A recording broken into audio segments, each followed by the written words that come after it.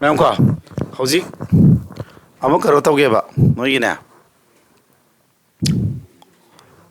Sitting जम the same there इंसिको नोइगी टेरिटोरियल आर्मी की हौजी नोइदने हंदक टेरिटोरियल आर्मी की रिक्रूटमेंट की हौजी एग्जाम थादोब सात्र मैम लेरबनेको अदुदा मोदी जनरल नॉलेज है क्वेश्चन 53 लानेको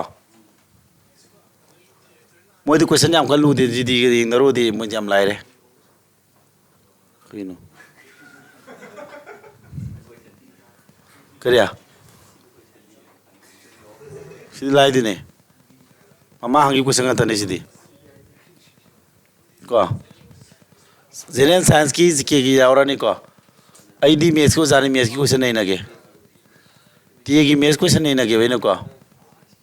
आई सरुक मैथ्स की को पार्ट 3 आई मैथ्स की सरुक तो नहीं नगे तो उन्हें दा मसूजी करो तो ले रही ये लो तुम संग ले रहे को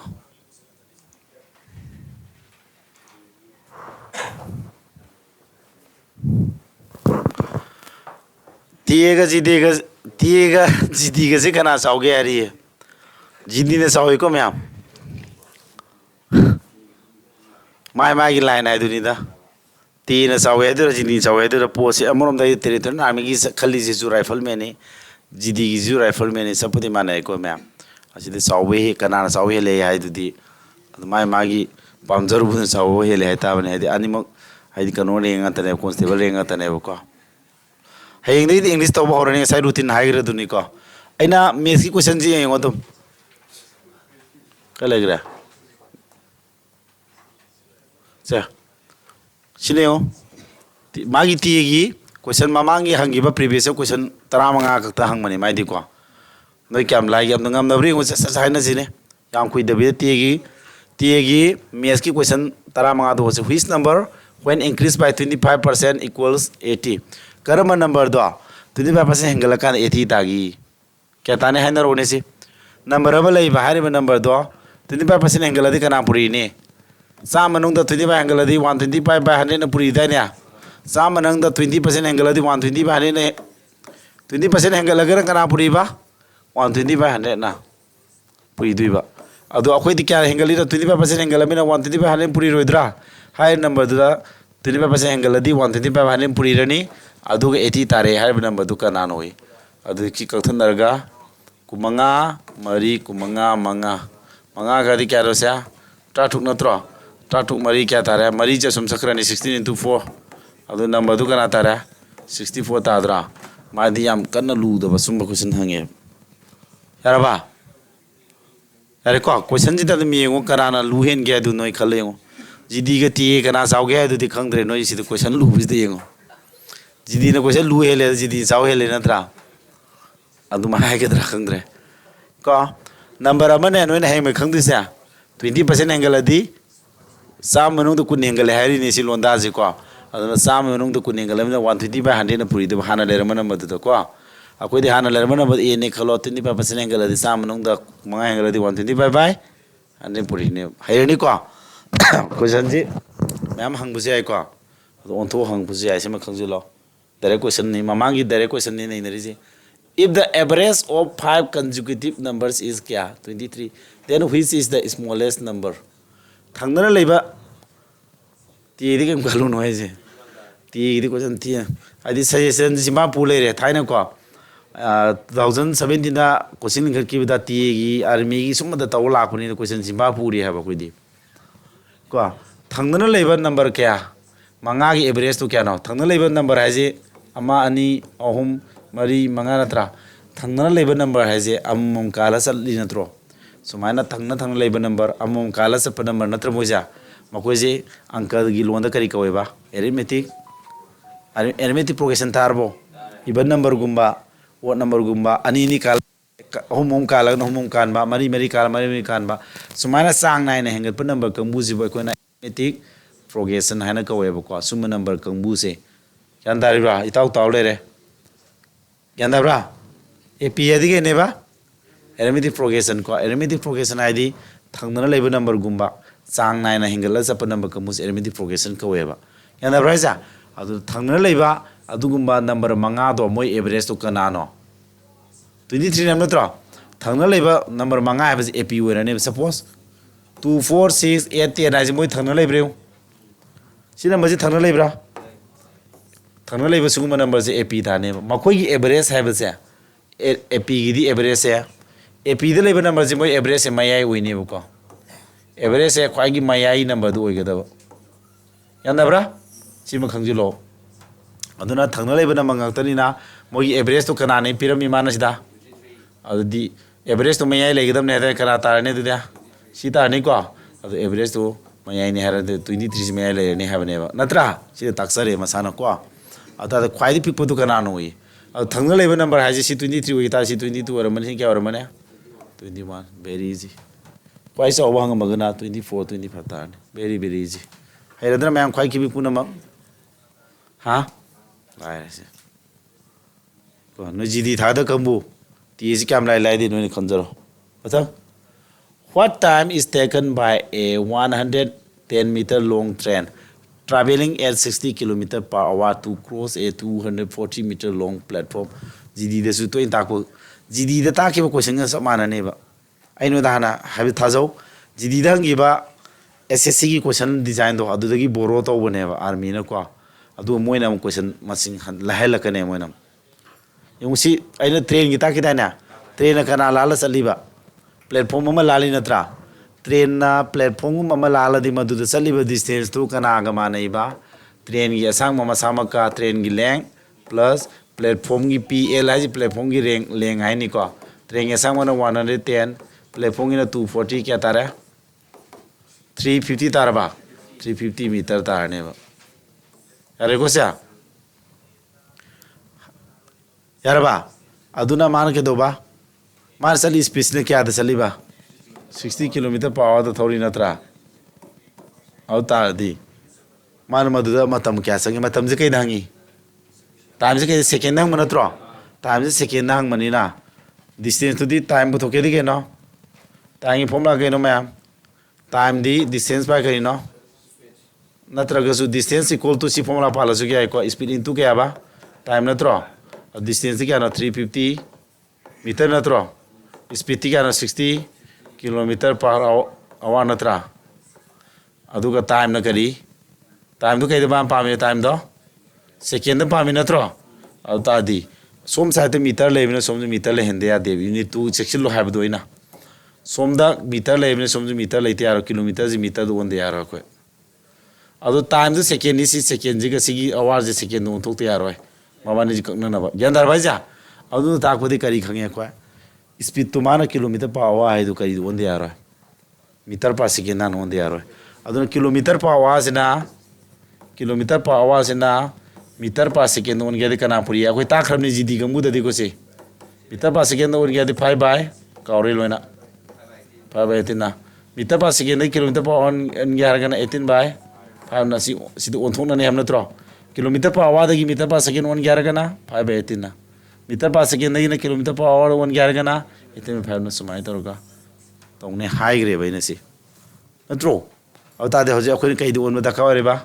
ꯃꯤꯇꯔ ꯄꯔ ꯁꯦꯀꯦꯟ ꯑꯣꯟꯒꯦ ꯍꯥꯏꯔꯗꯤ ꯀꯅꯥ ꯄꯨꯔꯤꯅꯦꯕ 60 ꯏꯟꯇꯨ 5 ꯕꯥꯏ 18 ꯃꯤꯇꯔ ꯄꯔ ꯁꯦꯀꯦꯟ ꯑꯣꯜꯂꯅꯤꯀꯣ ꯑꯗꯨꯃꯥꯏꯅ ꯇꯧꯔꯒ ꯍꯣꯠꯂꯣꯕ ꯑꯪꯀꯁꯤ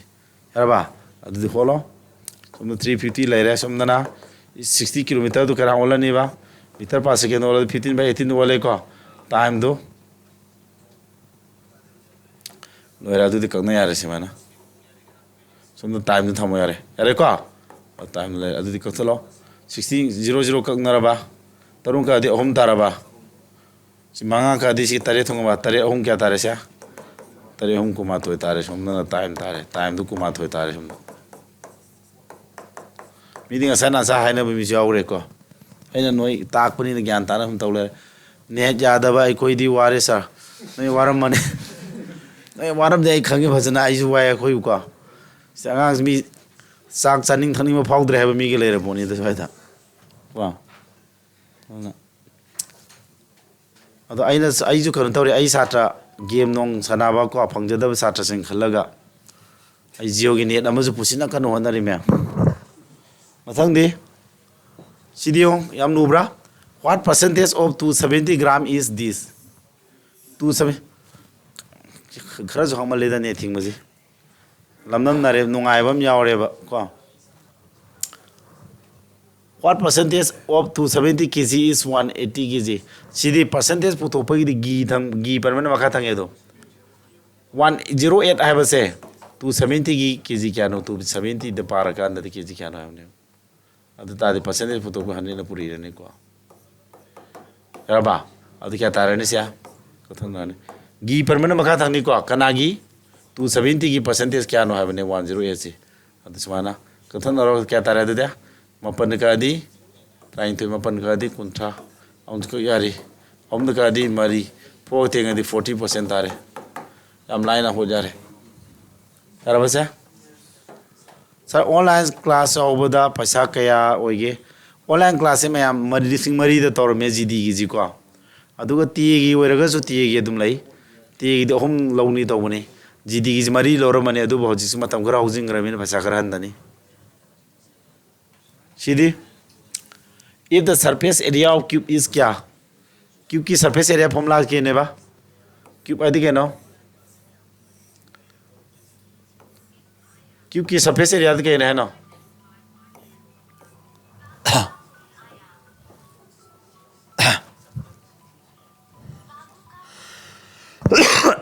क्योंकि सरफेस एरिया क्या ना क्योंकि surface area 6 into side square नत्रो अदु क्या माना फिर माना 7 to 6 के माना फिर नत्रो 6 ने का दी 1 to 1 तारबा सोमना साइड स्क्वायर अदु सोम 11 स्क्वायर नत्रो सा अदु दी स्क्वायर स्क्वायर माना रे को अदु साइड इक्वल टू 11 अदुना टी एसे क्वेश्चन याम लुबदि नतेबको अदुबो लुदि हाजे सर साट खरा मसाई मखुंग सोल लेबा मोय खरम यारा मोय खनगिनी सर बैंक की क्लास दे तोंगाना तौब्रो तवई बैंक ना बैंक एसे पुनदे भाई ना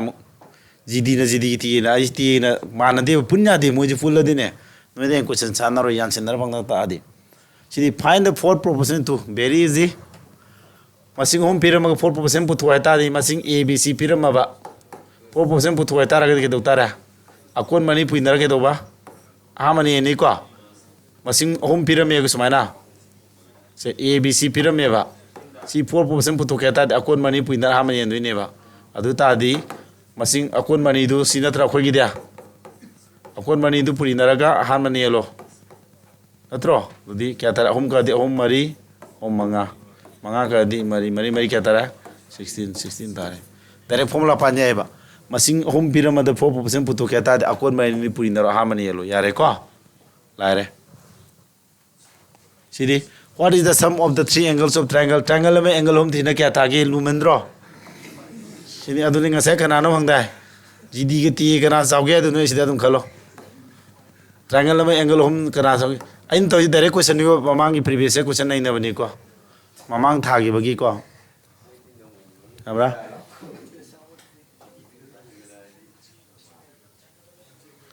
सलाम सना थो इरांग कनबा तो नोय की कन तो इरांग कन मद आई नाक तम त लाग मदी लाओ पेन राय पुर लाओ वीडियो काना पी के दोरके नोय लान सेथिंग न मनो की दमक ते अखोय मतिंग पांगे म्याम मा हेको सिदी what is the sum of all the four angles of quadrilateral सिजु मंगले क्वाड्रिलेटरल नमगी हंग मने माइ दिजी दी समय कनो ती गी तवेबा आर्मी गु मती गु मदे से टेरिटोरियल आर्मी से टेरिटोरियल आर्मी से आर्मी की थाइना जीडी आर्मी की जीडी 11 क्वेश्चन नेबा आर्मी की को जीडी 11 क्वेश्चन के माना बनेबा क्वाड्रिलेटरल नमगी एंगल मरी दो अदु बुनोय कमी करोमाक थि वांगे हे मोय 50 क्वेश्चन लाख फसे तीगी 50 क्वेश्चन लाख पय मनोंग नोयना गा ची लाम फंग यारो हे 40 मथक खंद यारो 40 45 स्वाय कुम यारो को काय दगी कम्पिटिशन वांग नरकनी लाइबनी नो को लाइबनी ना लोइना तोंग नरकनेबा क्वेश्चन अमनी बिलु जीके जनरल साइंस तो लाई है वाने माइदी कसिन कोया सुन हंगमनी न को लाइव दि लाइदा सी 4096 की कनागी कनो है नो स्क्वायर रूट तो है सी तो कंपलसरी माइद हंगदिन आर्मी सनबी ने सी आर्मीगी चटनबीने स्क्वायर रूट हम यावरदौने चही खुदी जीडी सूम हंगीद्रबनेबको खेनबने CPU की तोाना तौई मैम खुमन को 4096 सुमाय लाखदी तोान खादो 40 कना स्क्वायर मर ले 3 स्क्वायर गा नते 6 स्क्वायर गा 7 स्क्वायर से निपा निपा मरी सी तारे सी ट्रिक ताके को मुना ताऊ को लिसन क्या फुली अनि खादो सी 40 कना स्क्वायर मर ले हम तारो 40 कना स्क्वायर मर ले सुमान अनि खादो डिजिट अनि लोग तो ले मोबुजे 6 स्क्वायर गा 7 स्क्वायर मर ले ब्रा 36 का 49 मर ले त्रो करम स्क्वायर मर ले बा 6 स्क्वायर गा 7 स्क्वायर मर ले अदुना आंसर जे कना होरनी 6 ना होबो ताराने बा 6 ना होबो क्या यावरी ऑप्शन अनि यावरीद्रा यारे अदुमा लेरे को अदुदी यंगोन सी 6 ना तो लोइजा मरी मरी ताटु निपान निपान उमफु मरी अदुदी यागद्रा स्क्वायर ने नस्या और परफेक्ट स्क्वायर तंगाना निपान निपान उमफु मरी फोन लोइरोद्रो सिदी 4 स्क्वायर दी 6 लोइरोद्रो 6 ना होनी है बसिदगी आंसर जी सी अनि दे लेरे सिनी यारोय को अदु 6 ना होरग जु के दोरा फोन लोइदे यारोय नत्रो अतादी ऑप्शन नंबर ए समान खोलो सर हैनी को लॉजिक तो शॉर्टकट सिनारसु यारे A shopkeeper buys 20 kg sugar for this. What is the cost of 1 kg sugar to? Sma hang mane. Thaning hang mane ko. Dukandar amana kaiba chini kg kunji lere 20 kg lupa kya singe ba. So hom singe kg madi kya na unitary method ni. Lupa kunen tho kya dara lupa ta kya singe. Sija dum hairoi dine exam da dum. Tanga ko. Moi di khwai nungai ba mino ko. Lambak ta lamuk lamna phamne ba. अदो ममांग वांगजिंगी अखोई Sartre ट्राइबान खनग्री दो सेलुस को मु खनग्री दो आमक जो हेरे ma'am royal phone तोरे को मै मना पागा मे कोचिंग हन गिना मै सात्र ने मै लुपाम थिंग ने खनगी बा नुंगाइरे सिना फमी दो खंबुजे नुसिनरदिने अखोई सि तामेरा जे नाना थब खंजर दो मागी जो मलाई आइनो कोचिंग मु एनी को मेस तापी बा ममानी जे अमदु खनग्रे खल्ली अमदु लेखरा हेले मतम दो माना ने सिंबी कोपी बद क्वेश्चन खरा ताकपी रमदिने माजु खला माना मेरा जु खलौ गदोने मेरा न मिंगोन हंग खरा तन रासि सुनबगा हंगौदो अदु मोदि सिंदुक सिजिन तातुक तजिन खरि हाइदि सेनरी जे इन्विजिलेटर जे मोदि लांपाक तो फमलगा मोगी कुछ सला लेबने बको मोन नुसिदि खरा हेक तापी रक्तुइने बा यांदा ब्राइज अदगी फमी दे कमुदु जो हंगदो हंजिन तोबुदु कनान तादुइनो ऑनलाइन एग्जाम सेंटर ददिंग पुलै यादेदना अदुम हाइदि सिना नोट सिने हेबी वरि नतबा नोट पुसिन मखोसे मा याद्रगसु नंग मानब एग्जाम दु थंगना फामें खलाजे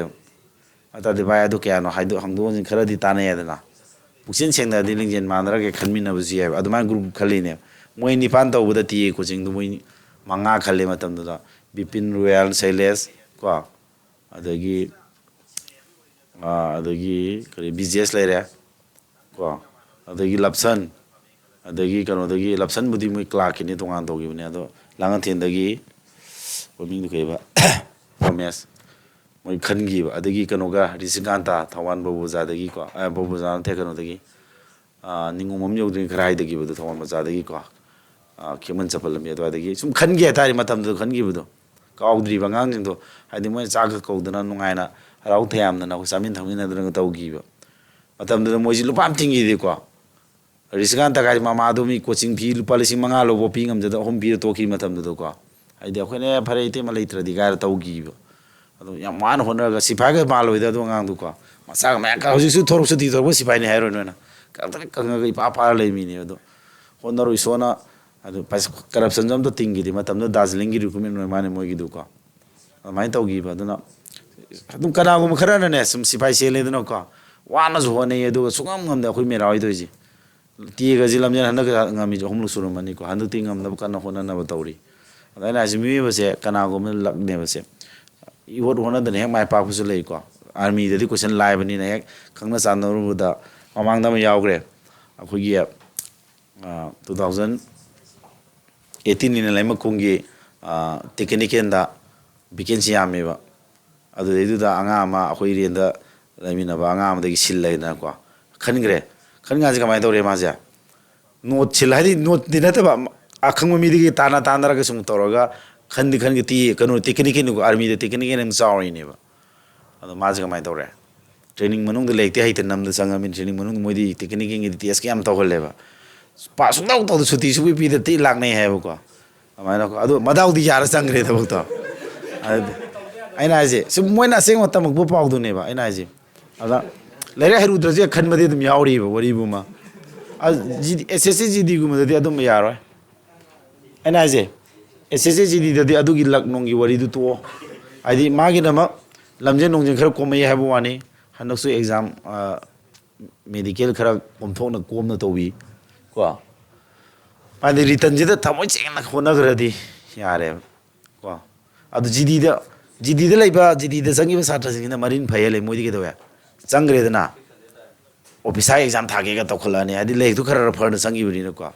ꯍꯣꯏ ꯌꯥꯎꯗꯦ ꯍꯥꯏꯕ ꯅꯠꯇꯦ ꯑꯥꯔꯃꯤꯗ ꯆꯪꯉꯤ ꯃꯤꯗꯨꯁꯨ ꯑꯆꯧꯕ ꯄꯥꯝꯃꯛꯄꯒꯤ ꯍꯣꯠꯅꯕ ꯃꯤ ꯌꯥꯎꯗꯦ ꯍꯥꯏꯕꯗꯤ ꯅꯠꯇꯦꯀꯣ ꯑꯗꯨ ꯖꯤꯗꯤꯒꯨꯝꯕ ꯊꯥꯔ ꯆꯪꯉꯤ ꯃꯤꯁꯤꯅ ꯂꯥꯏꯔꯤꯛ ꯈꯔ ꯐꯕ ꯍꯦꯜꯂꯦꯕ ꯉꯁꯥꯏ ꯅꯣꯏ ꯖꯤꯗꯤꯒꯤ ꯀꯅꯥ ꯆꯥꯎ ꯍꯦꯜꯂꯦ ꯑꯗꯨ ꯂꯩꯔꯦ ꯑꯗꯨꯝ ꯀꯣ ꯁꯤꯗꯤ what is the simple interest of this simple P R T ꯄꯥꯟꯕꯗꯨꯅꯦꯕ ꯁꯤꯝꯄꯜ ꯏꯟꯇꯔꯦꯁꯀꯤꯀꯣ ꯄꯤ ꯑꯥꯔ ꯇꯤ ꯕꯥꯏ ꯑꯗꯨ ꯅꯣꯏꯗꯤ ꯖꯤꯗꯤꯒꯤ ꯀꯣꯔꯁꯁꯤ ꯃꯔꯣꯜ ꯑꯃ ꯐꯖꯅ ꯇꯧꯔꯝ ꯅꯣꯏꯅꯗꯤ ꯁꯤ ꯅꯣꯏ ꯅꯠꯇ꯭ꯔꯁꯦ ꯇꯤꯒꯤ ꯉꯔꯥꯡ ꯅꯝꯖꯤꯟ ꯉꯝꯕ ꯀꯥꯡꯕꯨꯗꯨꯅ ꯀꯃꯥꯏꯅ ꯄꯥꯁ ꯇꯧꯗꯣꯏꯅꯣ ꯀꯞꯐꯝꯗꯣꯏꯅꯦꯕ ꯍꯧꯖꯤꯛ ꯑꯗꯨꯅꯦ ꯅꯣꯏ ꯑꯔꯨꯕ ꯂꯦꯚꯦꯜ ꯊꯦꯡꯅꯔꯗꯤ ꯂꯥꯏꯔꯛꯀꯗꯣꯏꯅꯦꯕ ꯁꯦ ꯃꯉꯥꯅꯤ ꯇꯔꯥꯁꯤꯒꯤꯗꯤ ꯍꯨꯝꯐꯨ ꯆꯥꯇ꯭ꯔꯨꯛ ꯇꯥꯔꯝꯃꯅꯤ ꯅꯠꯇ꯭ꯔ ꯁꯨꯃꯥꯏꯅ ꯗꯥꯏꯔꯦꯛ ꯐꯣꯝꯂꯥ ꯄꯥꯟꯃꯤꯅꯦꯕ ꯁꯤ ꯂꯥꯏꯕꯅꯤ ꯃꯨꯚꯤ ꯊꯤꯌꯦꯇꯔ ꯑꯩꯒꯤ ꯑꯦꯞꯁ ꯔꯦꯗꯤ ꯇꯧꯔꯦ ꯃꯌꯥꯝ ꯀꯣ ꯑꯦꯞꯇꯣ ꯑꯩꯈꯣꯏꯒꯤ ꯄ꯭ꯂꯦ ꯁ꯭ꯇꯣꯔꯗꯁꯨ ꯐꯪꯉꯦ ꯑꯗꯨꯒ ꯑꯩ ꯚꯤꯗꯤꯑꯣꯗꯨ ꯀꯩꯅꯣ ꯇꯧꯗꯕꯩ ꯋꯥꯅꯤ ꯑꯞꯂꯣꯗ ꯇꯧꯕ ꯍꯟꯗꯛꯀꯤ ꯅꯦꯠ ꯍꯦꯛ ꯌꯥꯕ ꯑꯞꯂꯣꯗ ꯇꯧꯔꯛꯑꯅꯤꯀꯣ ꯁꯤꯗꯤ what is the compound interest on rupees per 2 years compound interest ꯄꯨꯊꯣꯛꯑꯕ ꯅꯠꯇ꯭ꯔꯣ ꯔꯦꯠꯇꯨ ꯀꯌꯥ ꯀꯥꯕ 5% ꯀꯥꯕ ꯅꯠꯇ꯭ꯔꯥ ꯆꯍꯤ ꯀꯌꯥꯅꯣ ꯆꯍꯤ ꯑꯅꯤꯗꯨꯗꯤ 5% ꯑꯅꯤ ꯂꯥꯛꯑꯅꯤ ꯁꯤ ꯐꯣꯝꯂꯥꯗꯤ ꯀꯩꯅꯣ 5 + 5 + ꯁꯤ ꯐꯣꯝꯂꯥ ꯑꯃ ꯂꯥꯛꯑꯦꯀꯣ ꯁꯣꯔꯠꯀꯠ ꯑꯃ ꯁꯤꯖꯤꯟꯅꯒꯗꯧꯕꯅꯤꯀꯣ ꯆꯍꯤꯗꯣ ꯑꯅꯤ ꯑꯣꯏꯇꯥꯔꯒꯗꯤ 2 years ꯑꯣꯏꯇꯥꯔꯒꯗꯤꯅꯦ 5% ꯑꯅꯤꯔꯛ ꯁꯤꯟꯅꯔꯣ ꯑꯗꯨ ꯀꯔꯤ ꯐꯣꯝꯂꯥ ꯄꯥꯜꯂꯤꯕ ꯐꯣꯝꯂꯥꯁꯦ twice r plus r square by 100 ꯄꯥꯜꯂꯣꯕ ꯆꯍꯤ ꯑꯅꯤꯒꯤ ꯑꯣꯏꯔꯗꯤ ꯁꯤ ꯐꯣꯝꯂꯥ ꯄꯥꯜꯂꯣ ꯑꯗꯨ ꯀꯌꯥ ꯇꯥꯔꯦꯁꯦ 10 15ꯗ ꯌꯦꯜꯂꯗꯤ 0.25 ꯅꯠꯇ꯭ꯔꯣ ꯀꯌꯥ ꯇꯥꯔꯦ ꯑꯗꯨꯗꯤ 10.25% ꯇꯥꯔꯕ ꯑꯗꯨꯗꯤ ꯀꯝꯄꯥꯎꯟ ꯏꯟꯇꯔꯦꯁꯇꯨ ꯀꯌా ꯇꯥꯔꯅꯤ 10.25% ꯑꯣꯐ ꯀꯅꯥ ꯄꯤꯗꯨ ꯀꯅꯥꯅꯣ ꯁꯤ ꯂꯥꯛꯑꯅꯤ ꯑꯗꯨꯗꯤ ꯄꯣꯏꯟ ꯃꯥꯡꯍꯟꯒꯦ ꯍꯥꯏꯔꯗꯤ ꯀꯩꯗꯧ ꯇꯥꯔꯦ ꯃꯈꯥꯗ ꯖꯤꯔꯣꯅꯤ ꯂꯥꯛꯑꯅꯤ ꯁꯤ ꯄꯔꯁꯦꯟꯇꯦꯖ ꯁꯤꯝꯕꯣꯜꯁꯤꯒꯤ 100 ꯑꯃꯁꯤ ꯂꯥꯛꯑꯅꯤ ꯑꯗꯨ ꯁꯤ ꯂꯥꯛꯑꯦ ꯌꯥꯔꯕ ꯑꯗꯨꯗꯤ 15 ꯀꯥꯗꯤ ꯀꯌꯥ ꯊꯨꯡꯉꯦ 15 ꯀꯥꯗꯤ 15 ꯃꯔꯤ 15 ꯂꯤꯁꯤꯡ ꯀꯥꯗꯤ 90 15 ꯂꯤꯁꯤꯡ 94 ꯊꯨꯡꯉꯅꯤ ꯃꯔꯤ ꯀꯥꯗꯤ ꯃꯔꯤ ꯑꯍꯨꯝ ꯑꯗꯨꯗꯤ ꯑꯍꯨꯝ ꯑꯃ ꯑꯍꯨꯝ ꯑꯍꯨꯝ ꯃꯔꯤ 123 ꯇꯥꯔꯦ ꯁꯨꯃꯥꯏꯅ ꯀꯣ ꯑꯩꯅ ꯇ꯭ꯔꯤꯛ ꯈꯔ ꯁꯤꯟꯅꯕ ꯍꯦꯟꯅ ꯁꯨꯝ ꯂꯥꯏꯊꯣꯛꯑꯝꯃꯅꯤꯀꯣ ꯁꯤ ꯀꯣ ꯀꯝꯄꯥꯎꯟ ꯏꯟꯇꯔꯦꯁꯀꯤ 5% ꯀꯥꯕꯁꯦ ꯆꯍꯤ ꯑꯅꯤꯔꯛ ꯑꯣꯏꯇꯥꯔꯒꯗꯤ ꯑꯩꯈꯣꯏꯅ 2 yearsꯀꯤꯗꯤ ꯁꯤ ꯐꯣꯝꯂꯥ ꯄꯥꯜꯂ ꯁꯨꯃꯥꯏꯅ ꯇꯧ ꯄꯨꯊꯣꯛ ꯔꯦꯠ ꯄꯔꯁꯦꯟꯗꯣ ꯑꯗꯨ ꯇꯥꯔꯗꯤ ꯀꯝꯄꯥꯎꯟ ꯏꯟꯇꯔꯦꯁꯁꯤ ꯐꯣꯝꯂꯥ ꯄꯥꯜꯂꯔꯣꯏ 10.25% ꯑꯣꯐ ꯁꯤ ꯂꯥꯛꯑꯅꯤ ꯁꯤ ꯄꯣꯏꯟ ꯃꯇꯨꯡꯗꯤ ꯑꯅꯤ ꯂꯩꯕꯒꯤ ꯖꯤꯔꯣꯅꯤ ꯑꯃꯒ 100% ꯁꯤꯝꯕꯣꯜꯁꯤꯒꯤ ꯖꯤꯔꯣꯅꯤ ꯀꯨꯝꯃꯛꯄꯗꯨ ꯁꯨꯃꯥꯏꯅ ꯂꯥꯛꯑꯦ ꯃꯊꯪꯗꯤ if the base and hypotenuse of the right angle triangle are this find its area base ka kariba base kari base na 10 sina 26 oita si kya no natro adudi sina 10 sina 26 si du kya no hang natro hypotenuse to adudi moi Pythagoras theorem lai pan ga du ni aduna Pythagorean triplet taramani kamal lo yabra sia kamal lo 2 ni thodi kya thungi si 5 sina kya thungi 13 autadi base and hypotenuse to 26 ham natro hypotenuse 26 habani atopa amado hangmani da ma hangi si ko si hangmani autadi adu si ki 26 natro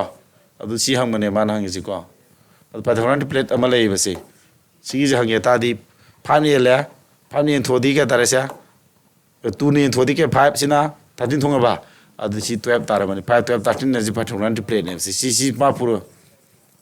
si simpa pu ba mina di lara ne ba Pythagorean triplet simpa pu ba se 5 12 13 ji moi ji Pythagorean triplet ne ba 5 ai je 10 di la pu na tro 2 kama lo ganda si 12 ti kana da la ni si 24 la ne 24 da 2 ni to 12 26 2 ni 13 na da di 24 ra mani na che haraga su ka if the base and hypotenuse of the right angle triangle are 10 and 26 centimeters define its area abni ko area da putokri si altitude putoy ko अदा area पुथोकेदी half into BST 10 तारे altitude 24 तारे अदुदी अनि निसिकादी 32 तारा साम कुन सुमाय तारने अरे को sir app ममिंग आई app तो स्माइल लेबरे मैम विजन आई एप ममिंग दो विजन मणिपुर ऑनलाइन है लेबनी को